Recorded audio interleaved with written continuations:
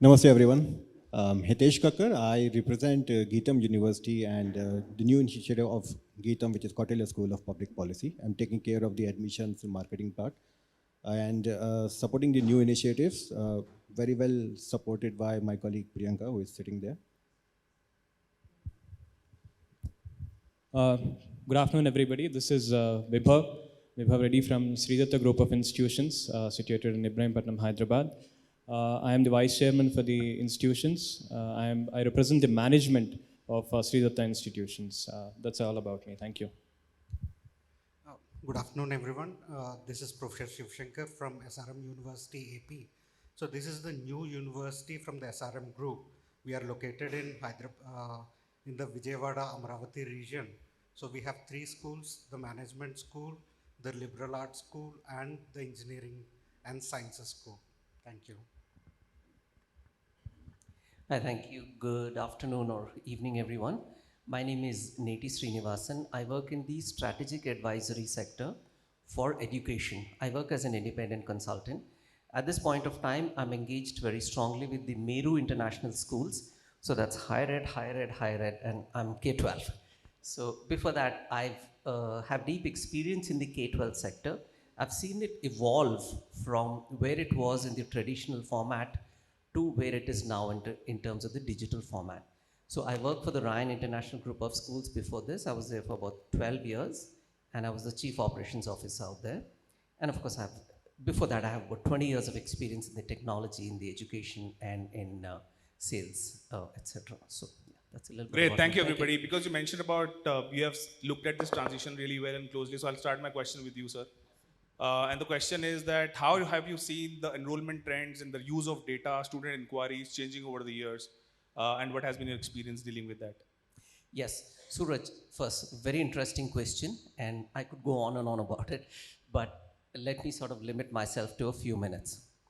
And I'll speak from the perspective of K-12 because that's what I'm familiar with. Put yourself back about 30 years or even 35 years, the biggest worry of a parent, father was, मैं बच्चे को कौन से school में डालूं? That would eat him up sort of day in and day out, and they would reach out to all the people who had, what was called pull, and try and get their kid into some sort of school, some good school, right? So many decisions of schooling, of housing, of where to take your house, etc., were built around where the kid is going to school. A lot of that probably still happens, but we've moved a lot from there. Now, in the traditional system, what would happen? If an inquiry walked into the school, you'd have a register, put down his name, etc., and then move on. We've of course heard of horror stories of parents waiting overnight, literally overnight camping outside some schools to get the limited set of forms that were available. And of course, I have a little bit of gray hair, so you know that I come from a slightly different generation, and I've seen all of this. And some of the schools that I have worked with have also used these traditional forms of, quote unquote, data collection. Parent comes in, take the name, take the, in those days, phone numbers, etc. were not there, address, and so on and so forth.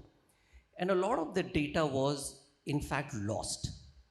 Simply because, I have 100 seats to give out. I have 1,500 or 2,000 applications coming in. I figure out what I want to do. So the entire demand supply was extremely in favor of schools. Cut to now. Okay. Now, if you see, and definitely in the metros and the tier 1 cities, the whole equation has tilted in favor of parents very, very clearly. And that has meant that a lot of schools have had to change. Now, there is, of course, the demand supply that is causing them to change. Second is, by and large, the invasion of technology into our everyday lives is evident to all. I mean, I'll take a bet everybody out here has a mobile phone, right? Some of you, probably 2 of them. And, just to give you an interesting statistics, 1995, when India introduced mobile phones, the phone penetration was 1%, which means out of 100 people, only 1% had a phone connection. Now it's upwards of 90%. I mean, I think it's 93 or 94%. So the fact of the matter is internet has spread, connectivity has spread, mobile phones have spread, and therefore technology is now visible everywhere for everything.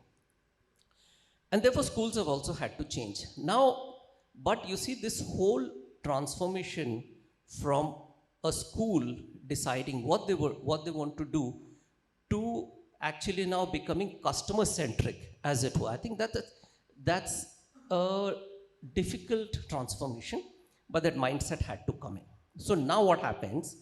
I mean, to really now answer your question, now you see everything has moved to a digital format. So we need a system of software where we can capture all the inquiries and even pre-inquiries, then nurture them, reach out to them, and therefore, and close the admission, and even beyond that, right up to the alumni stage through the life cycle of a student. And now what we are of course seeing is that this spread of technology has helped immensely. Okay. We know that earlier on, if I were to look at a statistic, at least 30 to 40% inquiries were lost through the system because there was no way of figuring out who came in and who said what. Now everything is logged in. So I know what's happening. And because of the analytic ability of the software that's available, I can figure out who came in, when they came in, what's happening, analyze it, and therefore fine tune my entire strategy accordingly, almost on a day-to-day or definitely on a week-to-week basis. So I think that's been a big shift.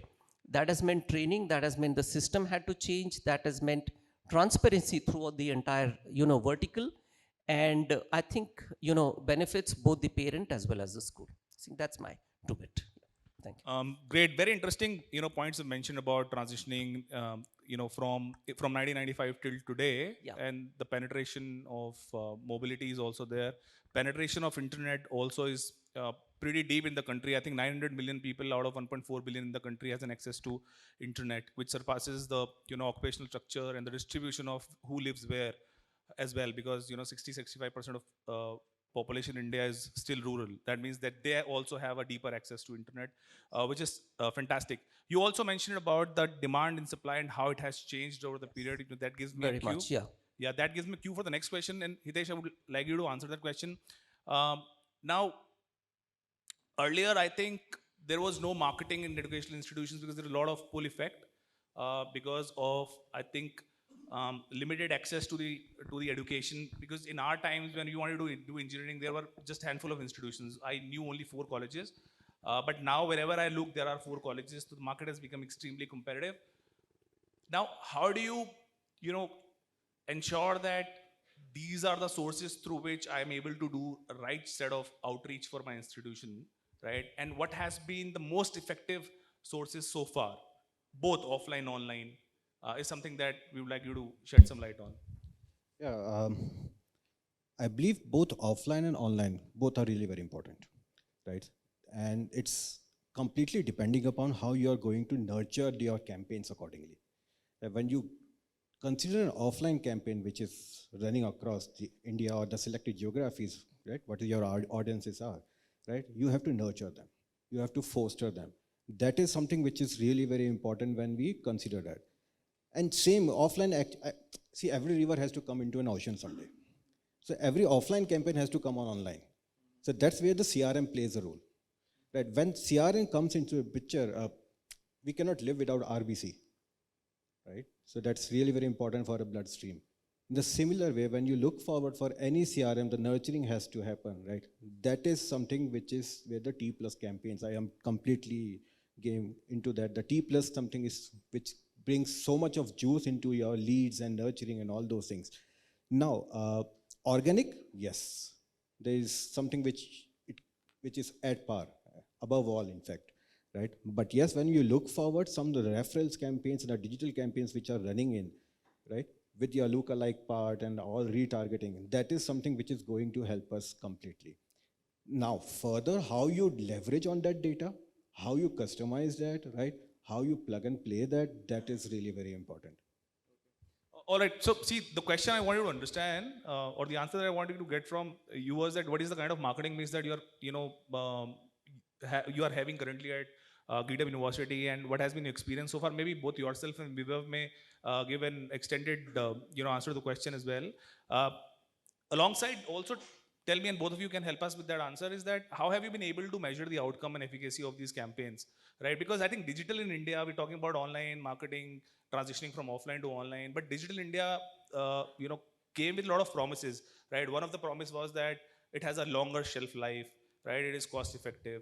You can do a lot of tuning at any kind of time, unlike a traditional medium where if you have put up a hoarding and it is going to stay there for 30 days. You do not know, right, what is happening, not happening. But it was very unlike or it was on the contrary as far as digital is concerned, right? You can make changes on a daily basis, hourly basis, based on the outcome. Do you think that digital has been able to live to its promises that we just spoke about? And what has been the marketing mix which has worked really well for you? You can name some publishers, maybe, right? Don't worry about it. We're not promoting anybody, but still, if you want to share some feedback, yeah. I may partially be able to answer that question, not fully, but I am better suited to represent colleges from Tier 2 or Tier 3 institutions. I represent a Tier 2 who's recently coming up to become a Tier 1 institution. So the transition phase from 3 to 1, we've seen a lot of difference. In the initial days, like Sir has already mentioned, we used to collect data traditionally. So we used to target audience. See, it depends on the parameters that the institution is trying to take into to market their own institution in the market. So what they usually do is, previously, we used to go to templates to institutions. We used to send a faculty there to teach few subjects, try to take in data from there. We used to send our admissions team to set entrances or conduct mock examinations from our end. So this was the traditional way of pulling in data. And we used to store the data, segregate it, and then start making our own preparations on how to approach those particular students or the consumer. But through the evolution that I've seen, the segregation part of data that we have collected has become more simplified. See, for example, there are products. I define a set of parameters in those products and collect data according to those parameters and target only those audience. But when the data is huge, manually it was very difficult for our people to sit down, segregate, and then redistribute. This has been simplified by IT. So when you say, for example, I am targeting people from rural areas or areas next to Tier 2 towns, so when I put in that parameter and try to pull data, we get that data very easily, and we approach those students or those parents. So that is how we used to do it. But now we are relying on both traditional and also on products like Meritto or others like College Dekho, College Dunia. So everybody's got a different concept, but a complete solution does not exist. There is always a human intervention that is always required somewhere. For example, I pull some data in, and that data is, for example, segregated and already distributed. And then there's human intervention. What a person like me would want is to finish that lead completely, get the hot lead, where the last step, one of my admissions in charge just calls and talks to the person, the faculty, or sorry, the teacher, or the parent or the student, and then try to attract them. So that is the kind of solution I usually look at. So I think I partially was able to answer your question. Yeah, absolutely. I think, I'll move to Professor Shankar, taking a cue from what you mentioned. However, I think, as far as the human intervention is concerned, it is still going to be there until AI takes the world, which I feel would happen someday. I don't know if you're using Meritto yet or not, right? If you have started using Meritto, you'll find that there are a lot of very early indicators in the system which were built to do what you are expecting, right? you would get plethora of leads, a lot of leads from your outreach, from the publishers, from different campaigns, but not all of them would convert, and not all of them would be of very high intent, because students would just browse and drop in an inquiry, or there could be some data push activity, etc. So the challenge becomes that, do I build a capacity to call all of those leads and increase my acquisition cost, or do I filter those leads and call and try to convert some specific leads, which keeps my cost down and keeps the motivation of my counselors high?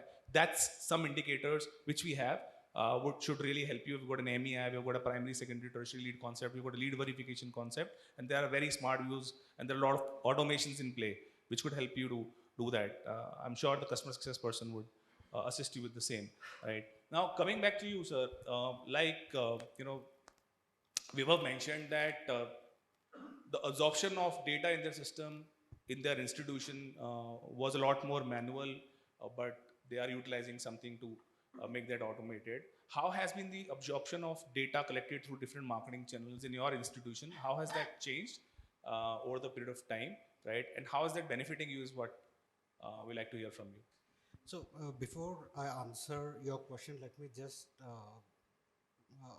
spend some time on the data itself. Thoda close. Oh, okay, sorry. So the data acquisition itself, let me spend some time. So I think for data acquisition, if we look at it, I would say pre-COVID, post-COVID. I think during the COVID, we have seen that even the students, parents, they have evolved, they have become more digitally literate, right? And their aspirations also have changed, right? So pre-COVID, we have to take the initiative to educate the parents or educate the students. Now, what is happening because of the amount of information available to them? So they are more educated when they talk to us. So that's the first difference we are seeing in the market, right? And if we have, and most of them are digitally literate. So even to grab their attention, it is a challenge for us because, as you said, there's a lot of competition uh, from all the peer universities. So grab their attention and retain that attention so that we would be able to convert that into enrollment has actually become a challenge. So what we are doing at SRM AP is the whole journey. We have divided into 4 stages. We call that AIDA process. So A is attention. So grab the attention of the students either through offline means, online means. When we say offline means, through education fairs, through school outreach, right? So grab their attention. So that is one set of data we get. So once we get the data, right? So we have to kindle the interest in them for the students and make our SRM AP known to the students. So here we'll be using our digital, and this is where the second filtering happens. So just to create the interest among the students, we would be talking about our infrastructure, talking about our faculty, talking about our the student achievements, etc. So from there we go to the decision making part, right? So this is where the second set of filtering happens. So in decision making, we talk to the students about the scholarships available, why they should choose SRM when they have so many options available to them, both locally and reputed institute, right? So that's the, and finally the action. So that's where we convert or whatever lead into admission, right? So that's where we again talk about the placement, the entrepreneur, or USPs. So this is the complete flow of what we actually follow. And if you say, do we have the tools to do all this? No, because the market itself is dynamic. We cannot say that from Jan to Feb, all students would be in decision making phase. So everything would be overlapping with each other.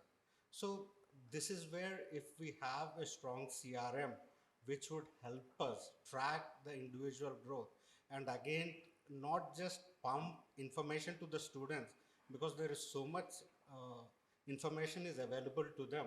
So we should be able to personalize the information that we give to the students so that they keep continuing with us, right? So this is one more challenge, like if a CRM can address, that would be really helpful. So now coming to data and how do we integrate? So that is again a pain point because data comes from multiple sources, both external and internal.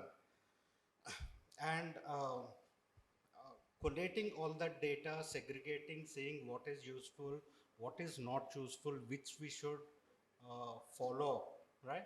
So that is a process which is still evolving.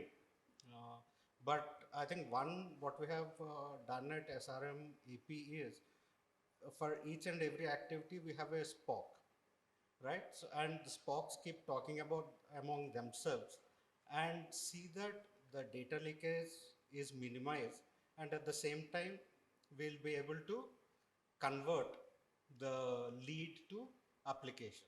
But that is a pain point which is there, and hopefully the CRM would be able to address that.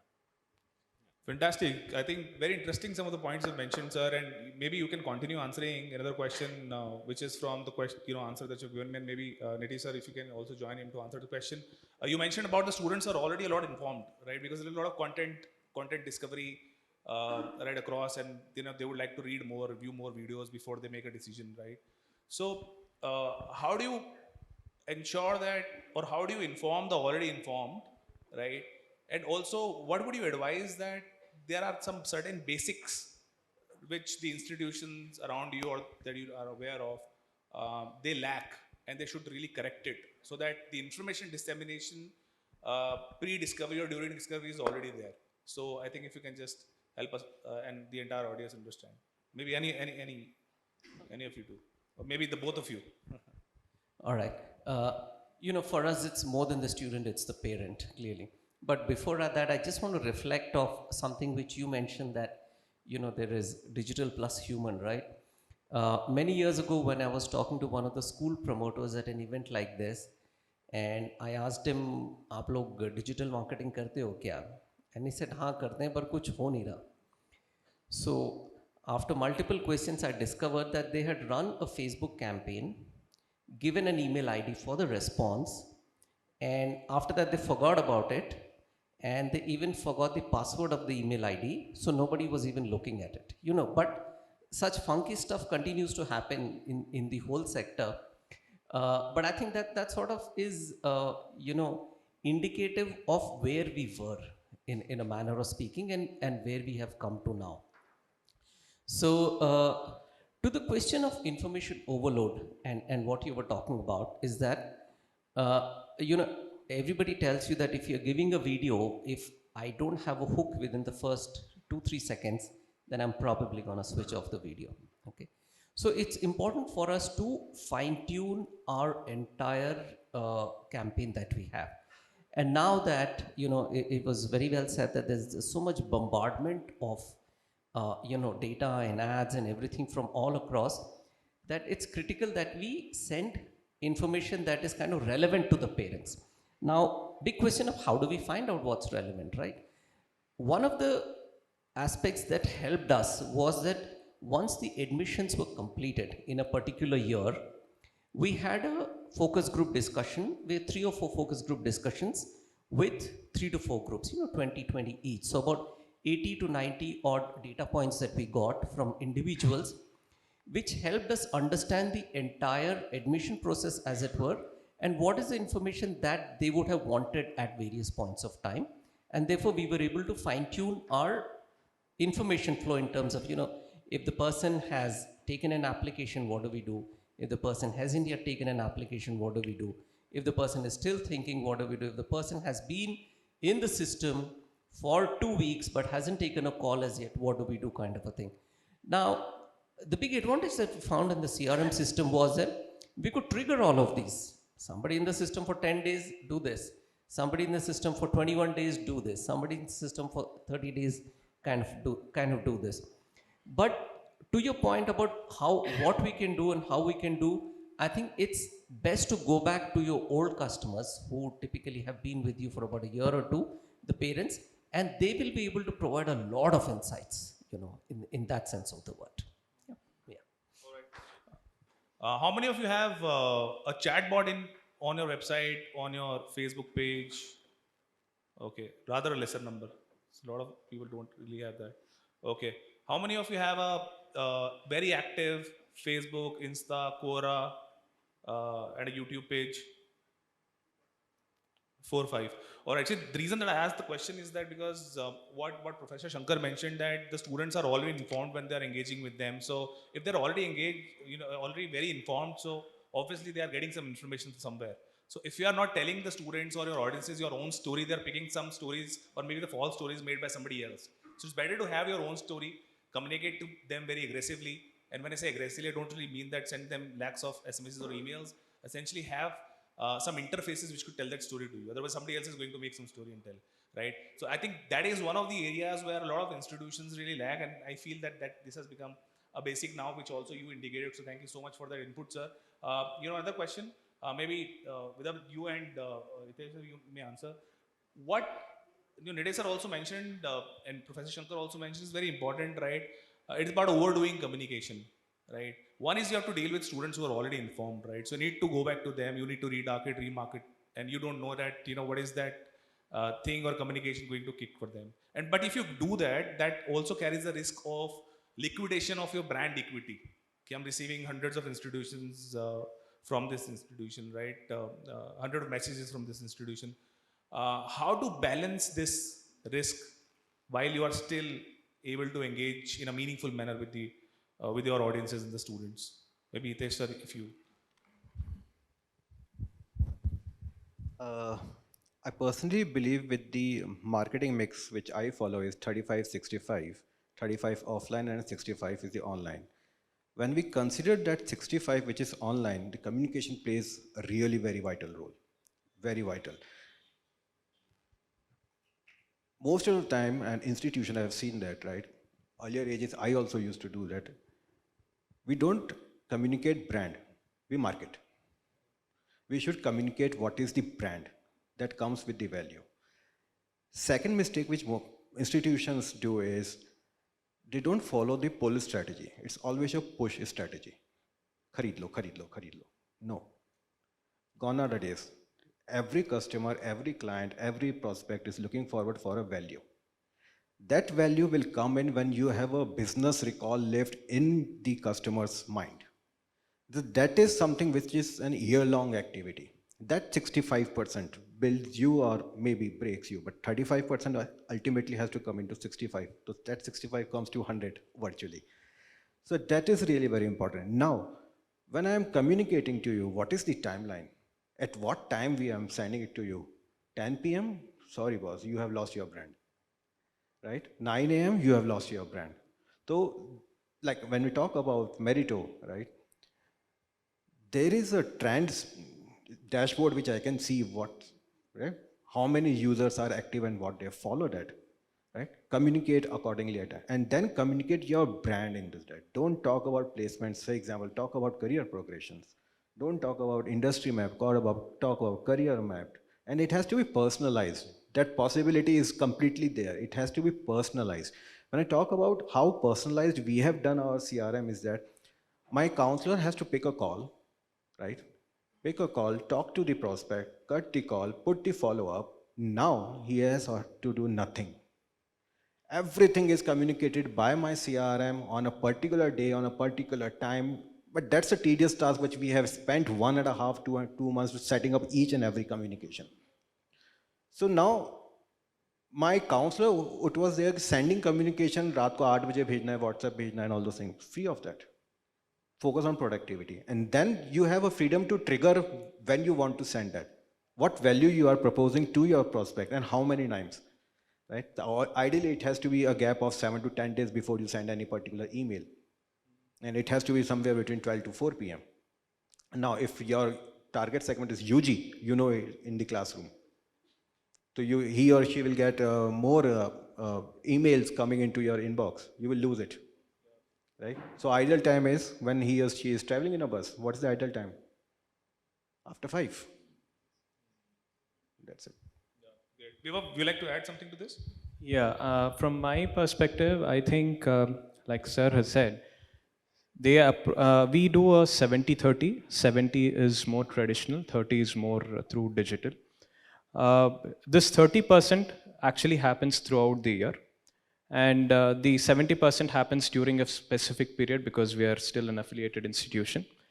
There is a specific time where the admissions are open, where the admissions are closed. So during this 30% of marketing, what we usually do is we segregate that marketing. See, you're not just trying to target just the student. We are also trying to target their parent also. And taking into consideration, like Sir has already told, pre-COVID, post-COVID. Pre-COVID, people were not really comfortable with using technology. Now they're forced to a certain extent, but there is still a little stigma. There's still a little area of disinterest that people don't want to use technology of a little older generation, I would say. So for them since you're bombarding with a lot of data to the students, what they usually do is they find a pattern. They take data from various places, for example, say Facebook, Instagram. They take Google reviews into consideration. They take your website into consideration. They see how your chatbot is, interacting with the student. So they try and make a pattern without visiting the college or the university. They feel, yes, there is something here.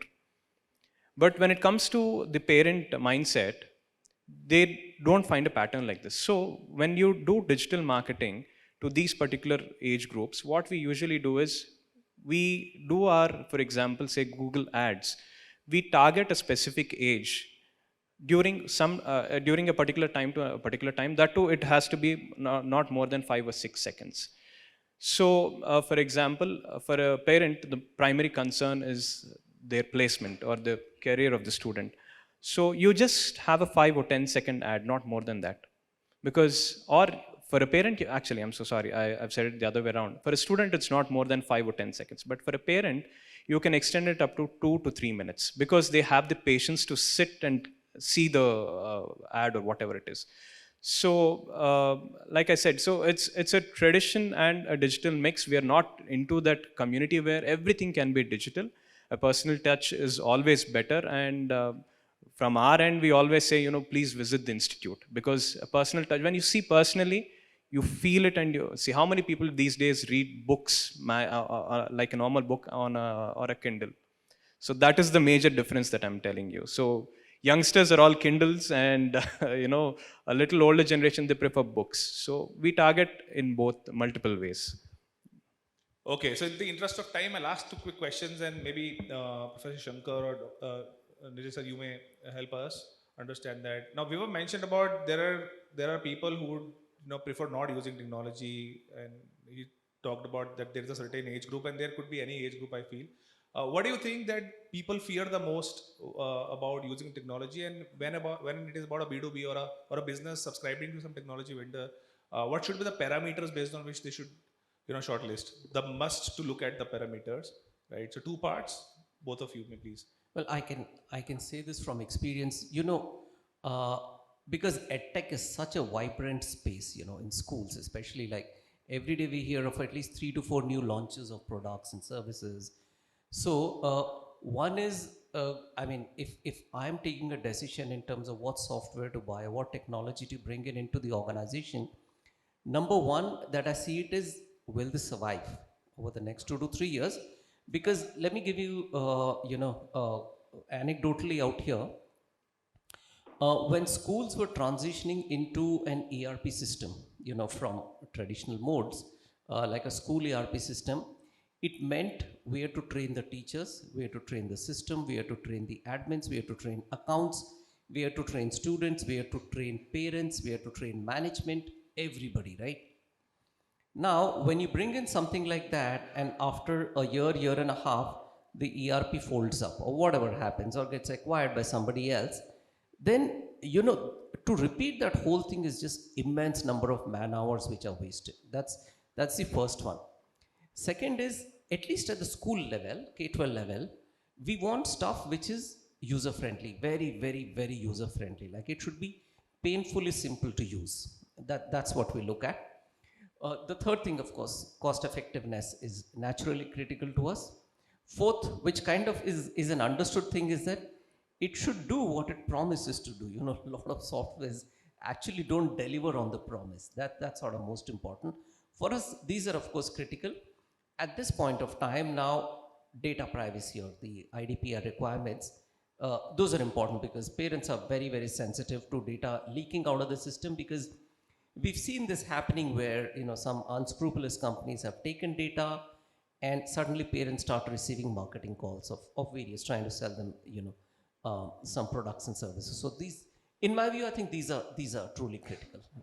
Okay, now Professor Shankar, the points that Sir just mentioned, unfortunately, you know, you ought to experience a product to understand whether the product is able to meet its promises or not. But what are the evaluation parameters as per you, you know, which everyone should really take care of, or how should one go about shortlisting a tech product, a tech company? Okay. Anything like to share? Yeah. Yes. So let me answer this question from two perspectives. One from the user perspective, second from the university perspective. So as a user, anything I want to, especially as mentioned, like the parents are not that comfortable with technology. They are more comfortable with personal experience. So we have to look at a product which is very easy to use, easy user interface. At the same time, it can give you that personal experience.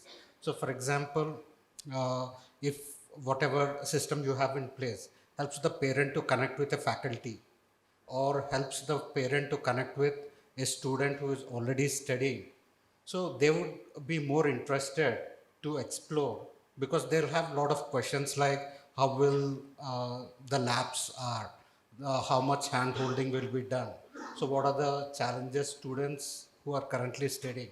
So from the parents perspective, that's what they look at, the ease of use and whether the platform is giving me access to the faculty and students. So from the university perspective, if you look at it, what is the scalability? Will I be able to integrate third party uh, APIs or whatever might be into the system, and what is the cost, and data security. At the same time, the reports. So how best, or the ease with which I can generate the reports. So from the university perspective, these are the things we actually look at when shortlisting any CRM or uh, this IT product. Okay. Fantastic. My answer to the question would be, if it is about enrollment CRM, then Meritto. For the rest of the companies, check the credibility of the company, how many similar use cases. For Meritto also, check how many use cases, similar use cases that product is solving, because it is a tough call. I myself did not know, but we are, I think, utilizing around 35 to 40 softwares in our own company, which are bought softwares, right? Some software for counting, some software for API, some software like Zapier and Postman. There are a lot of softwares we ourselves use. And then I asked my tech lead that, you know, how do you actually ensure that this is going to be the right software for us? So he also talks about a lot of similar stuff like, you know, the robustness of the platform to ensure that the data is protected, because all the data is our customers' data. It is not our data, right? And then, you know, how many similar use cases that particular product is solving for some similar companies that are in the space. Otherwise, you know, we need to experience it firsthand, right? My last question about, the reports that you mentioned. So a rapid fire, maybe we can start from you, sir. What is, and it's a one common question for all of you, what is that one metric or one report that you always see before you go to the bed? Okay. During admissions time, it's number of registrations we got and the number of admissions we got. That sort of drives everything for the next week. Bottom of the funnel. What about you, Professor Shankar? I'll just look at the conversion as well as the diversity. Conversions and Diversity. diversity, all right. What about you, Vipaf? My concentration would be more on the ranking of the students in a common entrance test. The good ranks, have I got the good ranks into my institution? I think that's the biggest parameter that I would look at. The quality of students enrolling. Hitesh. Campaign performance in terms of conversion campaign wise. Okay, fantastic. So that was my time with all of you, and thank you so much for being with me patiently on this discussion. Thank you so much, all the audiences. Give a huge round of applause for the panel here. I hope you were able to get some insights.